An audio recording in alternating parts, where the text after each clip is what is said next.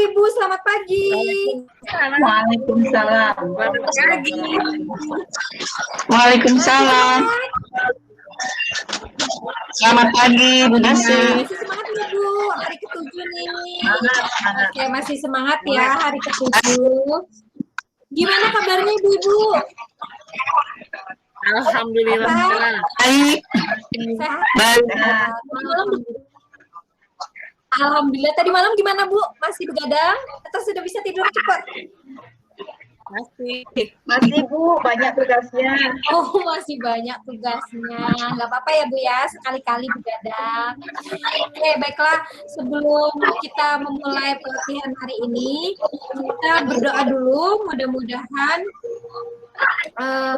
pelatihan kita hari ini bisa bermanfaat untuk kita, untuk teman-teman kita di sekolah, khususnya untuk para peserta didik kita.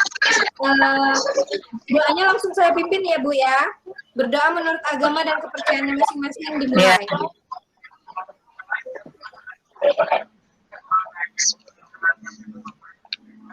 Selesai. Oke, nah sekarang kita sudah memasuki hari ke-7, tepatnya tanggal 2 Juli 2021. Sudah 7 hari, berarti tinggal 3 hari lagi loh Ibu-ibu. Nah, untuk menambahkan suasana, untuk menambah semangat kita mulai pelatihan hari ini dengan ice breaking. Siapa yang mau memimpin ice breaking hari ini? Siapa gilirannya? Bu Ade. Oh, Bu Ade. Oke, mangga. Silakan Bu Ade. Saya, Bu. Oke, silakan. Bu Ade. Ya, teman-teman, sebelum kita mulai pelajaran, kita untuk lebih semangat lagi. Kemudian nanti ikuti dengan kata-kata saya. Misalnya, selamat pagi, ya. Kemudian, ya. Nah, kemudian apa kabar hari ini? Nah, baik, gitu ya. Nah, kemudian tunjukkan semangatmu. Aku bisa, semua bisa. SMK luar biasa. Bisa, semua bisa. SMK luar biasa gitu ya. Ya. Oke. Mulai ya. Ya, baik. Selamat. Udah siap? Pagi. Ya. Selamat pagi. Pagi.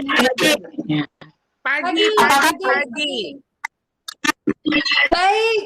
Ya. Apa kabar semuanya? Ya. Tunjukkan semangat. Aku bisa. Aku bisa. Semua bisa. SMK. Ya. SMK luar biasa. Ya. Oke, tepuk tangan buat Bu Ade. Luar biasa speakingnya. Mudah-mudahan kita semangat ya sampai akhir pelatihan ini di hari ke-10 nanti.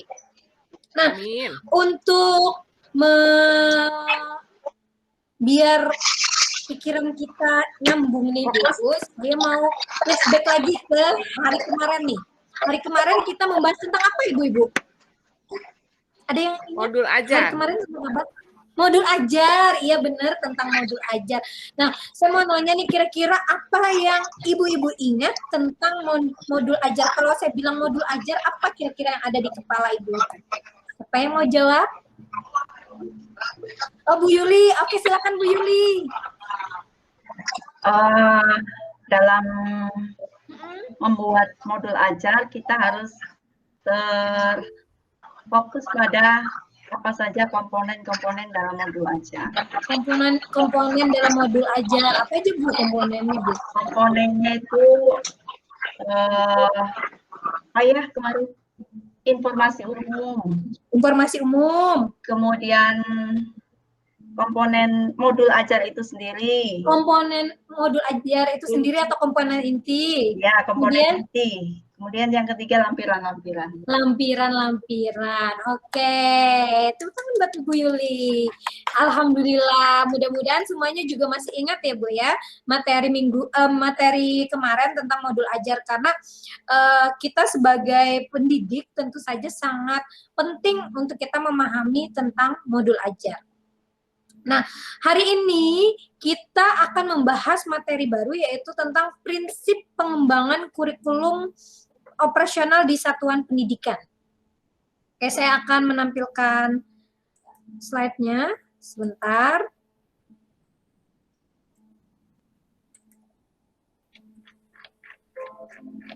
Hari ini kita akan membahas tentang prinsip pengembangan kurikulum operasional di satuan pendidikan. Nah, tujuan materi hari ini, peserta diklat dapat memahami prinsip pengembangan kurikulum operasional di satuan pendidikan dan mengaplikasikannya pada satuan pendidikan masing-masing. Jadi diharapkan setelah belajar hari ini tentang apa saja sih prinsip pengembangan kurikulum operasional di satuan pendidikan atau biasa kita singkat dengan sebutan KOS, diharapkan ibu-ibu semua bisa mengaplikasikannya di sekolah masing-masing. Apa sih KOS itu? Atau apa sih prinsip pengembangan KOS itu? Prinsip pengembangan KOS ini bertujuan untuk membantu proses berpikir dalam menyusun kurikulum operasional di satuan pendidikan. Jadi diharapkan nanti kurikulum di satuan pendidikan ibu-ibu masing-masing, di sekolahnya masing-masing itu bisa sesuai dengan potensi internal sekolah, keadaan sekolah baik siswa, guru, kemudian potensi lingkungan di sekolah tersebut, dan juga yang paling penting sesuai dengan eduka atau dunia usaha dan juga dunia industri yang tentu saja sangat penting untuk sekolah kita, di mana kita SMK ya pasti hubungannya dengan eduka ya Bu ya. Nah, ada beberapa prinsip tentang pengembangan kurikulum operasional di satuan pendidikan. Yang pertama berpusat pada peserta didik, seperti yang dikatakan oleh Ki Hajar Dewantara bahwa kita pendidikan itu harus memenuhi kodrat anak, di mana anak memiliki potensinya masing-masing. Tugas kita sebagai seorang pendidik dan juga kurikulum itu mengembangkan potensi yang dimiliki oleh anak. Kemudian yang kedua, kontekstual atau menunjukkan kekhasan. Kekhasan ini apa sih yang ada di lingkungan satuan pendidikan? Contohnya, seperti sekolah saya, SMK Negeri 4 Banjarmasin. Banjarmasin terkenal dengan apa sih? Banjarmasin terkenal dengan kota 1000 sungai. Nah, diharapkan nanti kurikulum operasional di satuan pendidikan di SMK Negeri 4 Banjarmasin itu sesuai dengan potensi kota Banjarmasin, yaitu kota 1000 sungai. Sesuai dengan kekhasannya Banjarmasin. Kemudian selanjutnya esensial. Esensial itu artinya bahasa dalam kurikulum ini lugas dan juga mudah dipahami oleh pihak-pihak yang terlibat dalam kurikulum ini nantinya. Selanjutnya akuntabel. Akuntabel yaitu di mana data dalam kurikulum ini itu bisa dipertanggungjawabkan atau akurat data-datanya ibu-ibu. Terakhir, melibatkan berbagai pemangku kepentingan. Nah, pemangku kepentingan dalam hal ini misalnya komite sekolah atau orang tua siswa, kemudian masyarakat sekitar lingkungan sekolah, organisasi yang terlibat dengan dunia pendidikan, pejabat yang terkait, misalnya pejabat di dinas pendidikan, pengawas, kepala sekolah, waka, dan juga guru-guru di sekolah tersebut. Khususnya lagi yaitu kurikulum juga harus sesuai dengan IDUKA atau dunia kerja dan juga dunia industri. Di mana lima prinsip pengembangan kurikulum ini diharapkan nanti menghasilkan profil pelajar Pancasila, di mana pelajar itu tidak hanya berkembang dari segi kognitifnya saja, tapi juga memiliki kemampuan bersikap dan juga berperilaku sesuai dengan jati diri bangsa. Nah, itu tadi prinsip tentang kurikulum operasional di satuan prinsip pengembangan kurikulum operasional di satuan pendidikan. Ingat ibu-ibu, prinsip pengembangan kurikulum operasional di satuan pendidikan ini, acuannya nanti diharapkan sekolah kita melahirkan pelajar dengan profil pelajar Pancasila. Yang mana ada yang ingat apa aja sih prinsip profil pelajar Pancasila? Ada yang ingat apa aja? Bu Dwi ya, silakan Bu Dwi. Diaktifkan dulu suaranya Bu Dwi. Bu Dwi, diaktifkan dulu suaranya.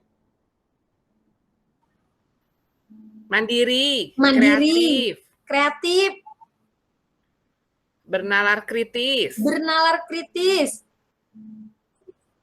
berkebinekaan global. Apa Bu? Lagi ya, mandiri, kritis, kreatif, berkebinekaan global. Apa Bu Yuli, boleh? Bu Yuli? Gotong royong. Satu lagi yang paling penting, yang pertama Bu. Beriman dan bertakwa. Beriman dan bertakwa kepada Tuhan Yang Maha Esa. Wah, luar biasa sekali peserta di kelas AC2 ini loh. Tepuk tangan untuk kita semua. Nah, itu tadi ya ibu-ibu, sedikit pemaparan dari saya tentang prinsip pengembangan kurikulum operasional di satuan pendidikan. Nah, sampai di sini mungkin ada yang belum dipahami atau ada yang kurang jelas, bisa ditanyakan? Ibu-ibu? Oke, Ibu Dwi. Wah, Ibu Dwi hebat banget angkat tangan. Ya, Bu Dwi, silakan Bu Dwi. Bagaimana peran dari IDUKA untuk pengembangan prinsip kurikulum operasional sekolah? Oke, bagaimana peran ya Bu ya? Bagaimana peran dari IDUKA untuk prinsip pengembangan kurikulum operasional di satuan pendidikan. Sebelum saya menjawab, mungkin ibu-ibu di sini ada yang bisa menjawab? Ada yang mau menjawab? Ada? Hai ibu-ibu, ada yang jawab? Ibu-ibu, hai. Masih ada di sini kan ya? Halo, oke. Ya, masih. Masih, alhamdulillah. Siapa yang mau jawab pertanyaan dari Ibu Dwi? Enggak ada ya? Oh, ibu-ibunya malu-malu nih. Oke, saya coba menjawab ya Bu Dwi ya. Nah, sebagai sekolah menengah kejuruan atau SMK, tentu saja IDUKA sangat berpengaruh terhadap kurikulum kita ya, karena nanti diharapkan anak-anak kita siap terjun di dunia industri dan juga di dunia usaha. Nah, bagaimana cara melibatkan mereka dalam prinsip pengembangan kurikulum operasional sekolah? Yaitu yang pertama, kita bisa mengundang sebelum kita membuat kurikulum, kita bisa mengundang mereka melakukan penyelarasan kurikulum antara apa yang ingin sekolah lakukan dan juga apa yang dunia kerja dan dunia industri dan juga dunia usaha butuhkan, biar selaras gitu Bu. Apa yang anak-anak kita dapat di sekolah itu nanti hasilnya bisa mereka aplikasikan di dunia industri dan juga dunia usaha. Seperti itu kira-kira Ibu Dwi. Gimana Ibu Dwi? Ya. Terima kasih Bu Dina. Oke, sama-sama. Ada lagi yang mau bertanya? Atau yang ada yang kurang memahami? Sudah ya? Ibu-ibu ya? Oke, kalau tidak ada, kita main game sebentar nih Ibu-ibu, sekalian mau ngetes. Karena Ibu-ibu nggak mau bertanya, ya udah saya yang bertanya deh. Ngetes Ibu-ibu kira-kira mendengarkan nggak nih waktu saya memaparkan materi? Apa jangan-jangan saya ngomong sendiri di layar? Oke.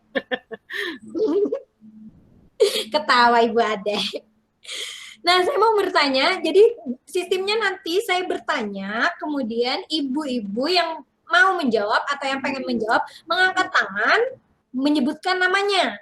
mengangkat tangan, menyebutkan namanya ya. Boleh mengangkat tangan pakai simbol di sini, di Google Meet kita, kemudian langsung menyebutkan namanya. Ingat loh Bu, disebutkan namanya, misalnya saya angkat tangan Dina, saya bilang. Gitu kan. Nah, pertanyaan yang pertama, ini hadiahnya nggak main-main loh Ibu-Ibu. Hadiahnya ada sepeda, sebuah sepeda dari Bapak Presiden Jokowi. Kalau kita ketemu beliau, sebutkan 3. Nih, dari 5, saya minta 3 aja deh. Prinsip pengembangan kurikulum operasional sekolah atau KOS. 3 prinsip pengembangan KOS. Ada yang bisa jawab? Ibu Yuli, oke. Silakan Bu Yuli. Oke, terima kasih sebelumnya. Saya juga berharap mendapatkan sepeda dari Pak Jokowi. Amin, semoga Pak Jokowi dengar ya Bu. Oke, prinsip-prinsip yang tadi yang saya ingat pertama adalah bahwa semua harus berpusat pada peserta didik. Berpusat pada peserta didik, oke. Yang kedua, akuntabel. Akuntabel, mantap. Yang ketiga, apa ya tadi? Melibatkan para pemangku kepentingan. Yang ketiga, melibatkan para pemangku kepentingan. Luar biasa. Tepuk tangan buat Ibu Yuli. Oke, mantap. Nanti sepedanya kalau ketemu Pak Jokowi tadi ya, Bu. Iya. Jangan lupa kalau Ibu ketemu nagih sepeda, 2 ya, Bu. 1 buat saya. Oke, jadi, nah, ada 5 tadi ya, saya minta 3, kemudian Ibu Yuli jawab tadi berpusat pada peserta didik, kemudian akuntabel, dan juga melibatkan berbagai pemangku kepentingan. Nah, ngomongin tentang yang diomongin Ibu Yuli, sekarang kita masuk ke pertanyaan kedua. Hadiahnya juga sepeda dari Mas Menteri Nadiem Makarim, kalau kita ketemu. Oke, pertanyaan yang kedua, saya akan menyebutkan pihak-pihak yang terlibat para pemangku kepentingan dalam pembuatan prinsip pengembangan KOS. Nah, dari yang saya sebutkan ini, mana yang bukan pemangku kepentingan yang akan terlibat dalam pembuatan kurikulum operasional di satuan pendidikan? Yang pertama, ada komite sekolah. Yang kedua, ada pejabat daerah. Yang ketiga, kepala sekolah. Yang keempat, kepala daerah. Yang kelima, oke, sebelum saya masuk ke 5, Ibu Dwi sudah tahu nih jawabannya. Silakan Ibu Dwi, boleh. Siapa Bu yang nggak perlu terlibat? Kepala daerah. Kepala daerah. Oke, mantap Ibu Dwi jawabannya. Kepala daerah baik itu gubernur, bupati, wali kota, kayaknya nggak perlu terlibat ya, Bu. Tapi saya nggak mau sepeda, Mbak. Maunya apa, Bu? Maunya laptop. Oh, maunya laptop. Mudah-mudahan Mas Menteri mendengar keluhan guru-guru di Indonesia bahwa kami semua memerlukan laptop. Laptop baru, ya kan, Bu? Laptopnya. Ya, itu tadi ya. Jadi saya ulangi lagi, para pemangku kepentingan yang terlibat dalam pembuatan prinsip pengembangan KOS, yaitu ada komite sekolah atau orang tua siswa, masyarakat sekitar di lingkungan sekolah, kemudian pejabat daerah, kemudian organisasi-organisasi yang terlibat dengan dunia pendidikan, dan yang paling penting tentu saja IDUKA, serta kepala sekolah, pengawas sekolah, wakakurikulum, dan juga para guru. Nah itu tadi games kita hari ini. Sebelum kita menutup, saya akan simpulkan dulu pelatihan kita hari ini. Jadi kita hari ini membahas tentang prinsip pengembangan kurikulum operasional sekolah, di mana prinsip pengembangan KOS ini bertujuan untuk membantu proses berpikirnya, untuk membantu proses pengembangan berpikirnya kerangka kurikulum operasional sekolah, agar sekolah memiliki kebebasan untuk mengembangkan kurikulumnya sesuai dengan potensi sekolahnya masing-masing, sesuai dengan peserta didiknya, sesuai dengan gurunya sesuai dengan potensi lingkungannya. Karena bagaimanapun sekolah itu yang paling tahu ya orang-orang di sekolah itu sendiri, ya kan, Ibu-Ibu. Kemudian prinsipnya tadi ada 5, berpusat pada peserta didik, kontekstual, esensial, akuntabel, dan juga melibatkan para pemangku kepentingan. Di mana prinsip ini, 5 prinsip ini nanti diharapkan dapat menghasilkan profil pelajar Pancasila, di mana pelajar kita nanti, pelajar SMK tidak hanya memiliki kemampuan yang mumpuni dari segi kognitif, tapi juga memiliki sikap dan perilaku yang mencerminkan jati diri bangsa Indonesia. Nah, itu tadi materi kita hari ini. Sebelum saya menutup pelatihan kita hari ini, saya mau ngasih oleh-oleh buat ibu-ibu semua. Oleh-oleh biar ibu-ibu mikirin saya, karena kebetulan saya nggak ada yang mikirin nih. Loh, kok itu saya curhat ya? Ibu Yuli langsung pegang kepala. Aduh, mikirin Mbak Dina malam-malam gitu kan ya. Nggak usah repot-repot. Enggak, Bu, enggak. Saya nggak repot kok ini. Oke, tugasnya saya bacakan ya, Ibu-Ibu. Nanti juga saya akan tuliskan di chat, di kolom chat. Tugas Ibu-Ibu, buatlah PPT, PowerPoint, bebas ya, PowerPoint mau yang standar, mau PowerPoint di Canva juga boleh. Pokoknya sebebas mungkin, secantik mungkin, seperti ibu-ibu di sini yang cantik-cantik, tentang analisis SWOT dari lingkungan satuan pendidikan masing-masing. Oke, saya ketik ya ibu-ibu ya. Buatlah. Oke. Presentasinya belum ditutup, Ibu. Oh iya, nanti saya tutup. Oh iya, bukan anunya, layarnya. Oh iya, maaf Bu.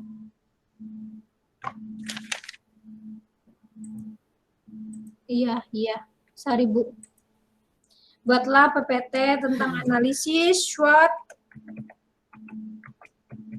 dari lingkungan sekolah, lingkungan satuan pendidikan.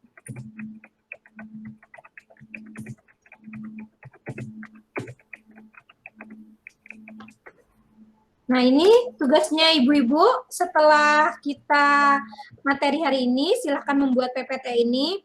Kemudian nanti jawabannya bisa ibu-ibu kirim pada akun LMS masing-masing. Saya tunggu sebelum kita mulai sesi sinkronus besok pagi ya ibu-ibu. Kita biasanya kan mulai jam 8 WIB ataupun jam 9 WITA. Nah, berarti sebelum jam itu saya tunggu ya tugasnya ibu-ibu. Jadi sebelum sarapan mungkin sambil nge-share tugasnya di akun LMS masing-masing. Oke. Nah, sampai di sini dulu pelatihan sesi sinkronus kita hari ini. Oh iya, Ibu Dwi. Bu Dwi, ya silakan. Ada apa, Bu Dwi? Boleh kasih pantun? Oh, boleh. Silakan, Bu Dwi. Iya. Dengerin ya. Oke, mantap. Ada Bu Yuli, Bu Ade, Bu Dwi, dan Bu Dina. Nama kelompok kami sejarah kelompok A. Tak terasa sudah 10 hari kita bersama. Mohon jangan dilupakan dan sampai jumpa. Yeay, sampai jumpa. Luar biasa. Tepuk tangan untuk kita semua. Nah, sampai di sini dulu pelatihan kita di hari ke-7 ini. Mudah-mudahan kita semua selalu dalam keadaan sehat walafiat. Mudah-mudahan ilmu yang kita dapatkan hari ini bermanfaat. Kita berdoa dulu yuk ibu-ibu. Berdoa menurut agama dan kepercayaannya masing-masing. Dimulai.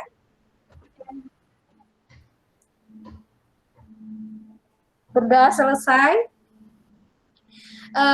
Mudah-mudahan ya ilmu kita hari ini bermanfaat, bisa kita sharing dengan teman-teman sejawat kita di sekolah masing-masing, bisa bermanfaat untuk anak-anak didik kita, untuk bangsa kita, bisa dicatat Allah sebagai amal ibadah kita hari ini. Amin ya rabbal alamin. Tetap semangat ibu-ibu, masih ada 3 hari lagi, semangat mengerjakan tugasnya, kemudian selalu jaga kesehatan. Salam buat keluarga. Saya akhiri. Wassalamualaikum warahmatullahi wabarakatuh.